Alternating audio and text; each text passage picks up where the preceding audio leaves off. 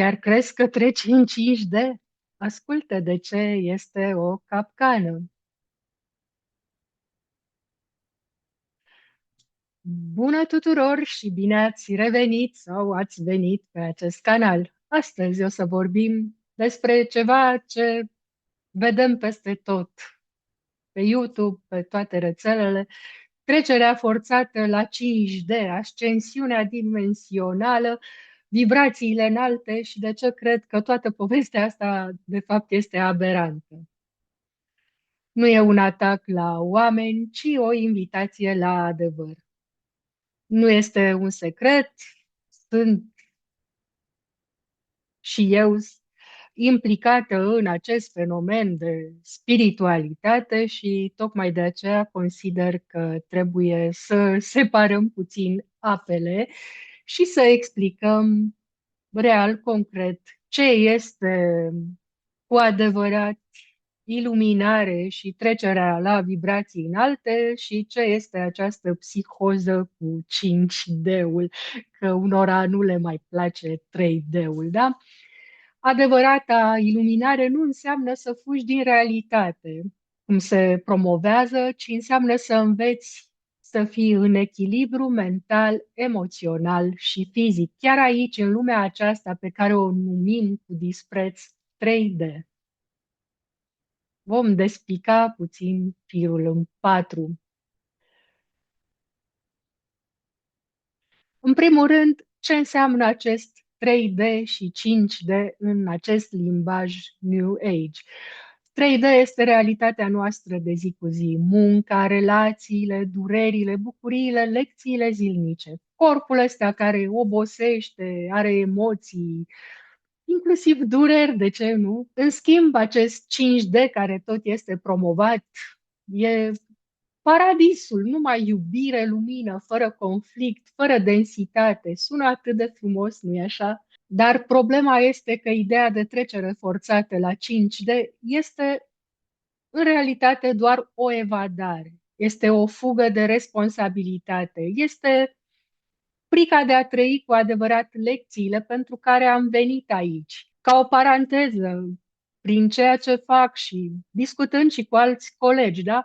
Prin regresii, prin hipnoze, foarte mulți spun nu mi-am învățat lecția nici în viața aia, nici în cealaltă și între vieți.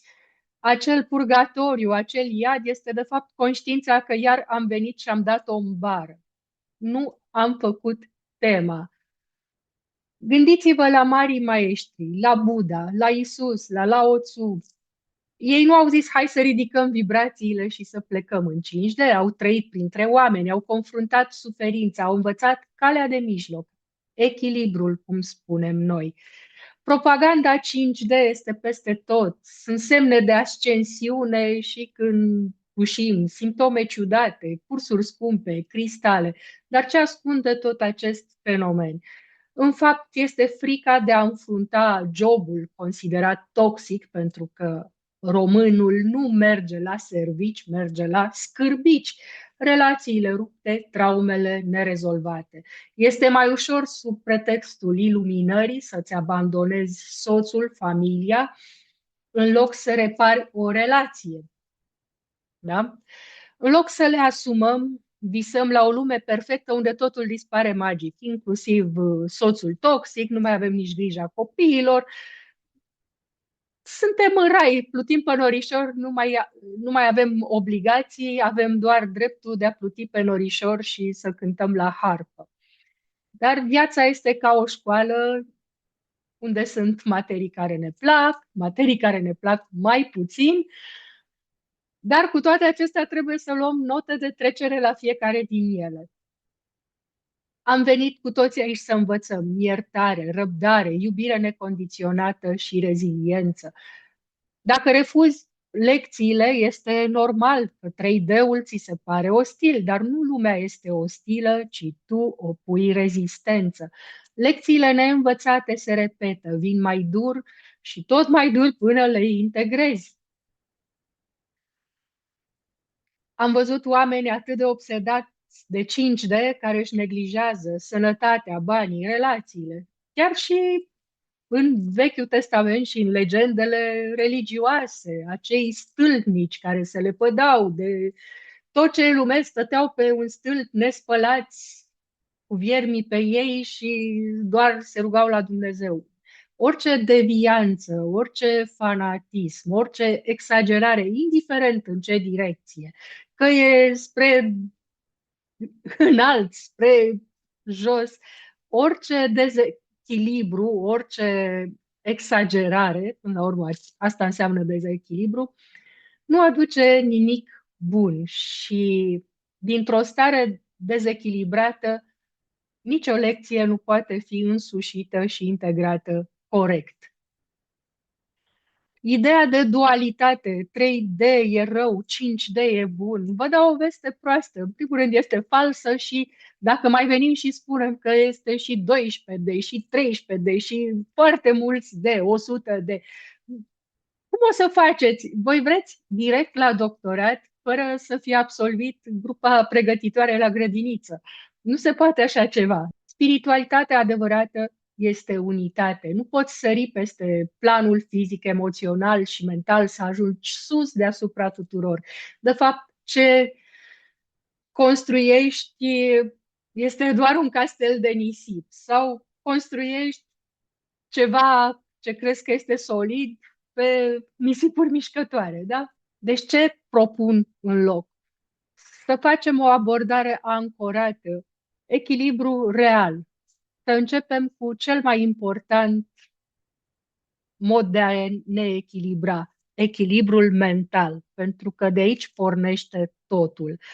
Echilibru mental presupune să fim stăpâni pe noi, fără a deveni victimele șarlatanilor, fără a fi afectați în luarea deciziilor noastre. Că vreau eu să cumpăr de la EMAG sau de la altă societate, mai mult sau mai puțin online, un produs e una, nu doar fiindcă toată lumea și-a luat că a văzut reclama la televizor și s-a manipulat subliminal prin televizor mentalul colectiv.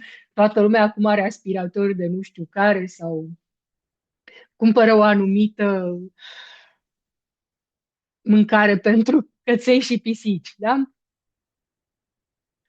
Echilibrul mental nu înseamnă că niciodată nu o să ai gânduri negative sau stres. Ar fi imposibil. Înseamnă să navighezi prin ele cu claritate, stabilitate și flexibilitate.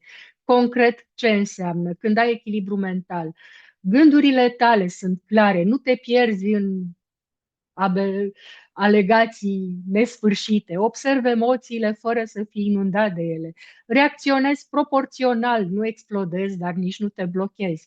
Poți să te concentrezi, să iei decizii, să te adaptezi la ce numim noi schimbări. Reglarea emoțională este atunci când recunoști ce simți, accepti, alegi un răspuns constructiv.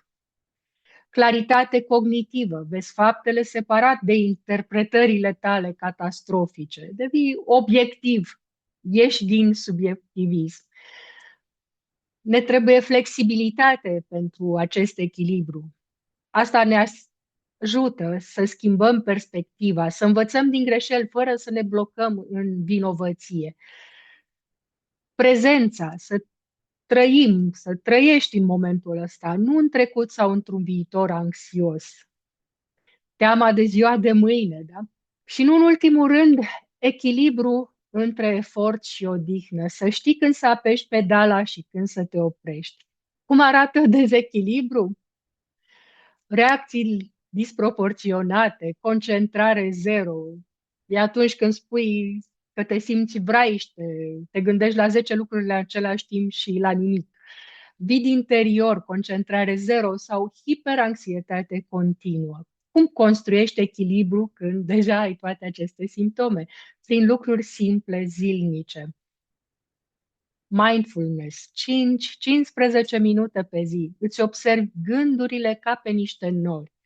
Poți ține un jurnal. Ce simt? De ce? Ce pot face concret? În loc să mă focusez pe problemă ca pe ceva care este pur și simplu de nerezolvat și catastrofic, mă gândesc ca la o problemă de matematică. Ca și cum ai avea o culegere în față și începi și rezolvi problema. Cauți soluția. Te bazezi pe ce știi deja și încerci să privești rezolvarea din mai multe unghiuri, din mai multe puncte de vedere. O altă metodă, mișcarea. Corpul influențează mintea enorm. Te ajută să dai la o parte atât gândurile negative în timp ce te miști, cât și să detensionezi mușchii, pentru că atunci când gândești negativ, stai contractat, da, și ți se blochează ceacrele. Simplu. Și de-aia pățești nasoale. Trebuie somn și rutină stabilă. Dacă ai constatat că ai început să dormi mai puțin, ai gânduri negre noaptea, te trezești, ai visat urât, transpiri, soluția este să încerci să-ți faci un program de asemenea natură încât să poți dormi bine noaptea, fără a da imediat vina pe atacuri sau mi-a făcut vrăj nu știu cine, da? Trebuie să încerci să-ți găsești o rutină care să-ți creeze un ritm de viață armonios și atunci, bineînțeles, vei fi în echilibru. Să-ți stabilești niște limite sănătoase, să înveți să spui nu, să înveți fără a țipa, fără a fi exagerat, da? Să-ți spui punctul de vedere ferm. Sunt și situații în care poate familia sau soțul, soția nu acceptă și începe să țipe. Este foarte important, în loc să dai vina pe X sau Y, că face, că drege, că nu e cum ai vrea tu să fie, trebuie să înțelegi că niciun alt om din jurul tău nu are de ce să se comporte cum vrei tu, pentru că, da, sunt ființe vii cu dorințe proprii, nevoi proprii, sunt ființe, nu obiecte, nu jucăriile tale. Ce mai poți face pentru a te echilibra? Să vorbești cu oameni de încredere. Și aici, mare atenție cum vă selectați oamenii de încredere, pentru că foarte ușor puteți cădea pe mâna unor escroci. Dar vorbim mai încolo. În altă ordine de idei, să practici autocompasiunea. Cât ai fi de supărat, chiar și pe tine însuți, da, am greșit aici. Vorbește-ți blând ca și cum ai vorbi cu un prieten. Sufletul tău este și așa suferind. Dacă mai și țipi la el și îl cerți, nu ajută. În concluzie, ce vreau să spun? Trecerea la 5D, așa cum este vândută, efectiv este vândută în acest moment, nu e decât o iluzie frumoasă, dar în esență o fugă. Adevărata trezire vine din integrare, nu din evadare. Echilibrul mental, emoțional, fizic trebuie să fie aici și acum. Dacă rezonezi cu mesajul ăsta, lasă un like, abonează-te și spune-mi în comentarii. Ai trecut și tu prin capcana 5D? Cum ai revenit la realitate? Mulțumesc că ai fost aici. Pace, echilibru și multă claritate. Ne vedem data viitoare!